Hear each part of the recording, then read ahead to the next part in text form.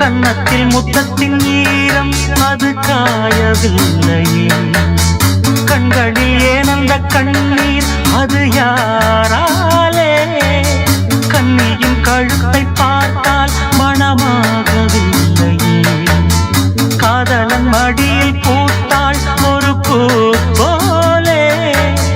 மன்னவனே உன் விழியால் பெண் விழியை மூடு.